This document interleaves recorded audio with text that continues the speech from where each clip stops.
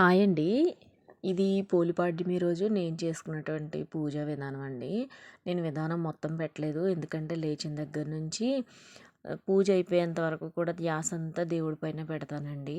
ఇలా చెయ్యాలి, అలా చెయ్యాలి అని కాదు. ఏదో నేను ఎలా చేశానని పెడుతున్నాను అంతే. నాకు గుర్తుగా ఉంటుంది కదండీ యూట్యూబ్‌లో పెడితే అందుకోసం. ఎంత బావుందంటేనండి నాకు చాలా మనస్ఫూర్తిగా అనిపించింది. ఈ వీడియోస్ కూడా నేను తీయలేదండి. మా హస్బెండ్ చాలా బావుందని తీశారట. ఎలాగో ఉన్నాయి కదా అని యాడ్ చేస్తున్నాను అంతే. అందరిని మెప్పించాలని అయితే నేను వీడియో పెట్టట్లేదండి. నాకు గుర్తుగా ఉంటుంది. చూడ్డానికి ఆహ్లాదకరంగా ఉంది కదా అని పెడుతున్నానండి. ఉదయాన్నే 5 గంటలకి నేను ఇలాగ దీపారాధన చేసేసుకున్నానండి. మాకు తులసి కోట లేదండి. అందుకని ఇంటి ముందునే నది అనుకొని చెయ్యాలటండి అంతే. అంతకు మించి ఏం కాదు. నదిలో ఎలాగో వెళ్ళలేము కాబట్టి తులసి కోట లేదు కదని ఇంటి ముందు చేసుకున్నాము. ఇలాగా తర్వాత 8 గంటలకు అలాగా పూజ కానిచ్చేసానండి. ఎందుకంటే నేను ఆఫీస్‌కి వెళ్ళాలని.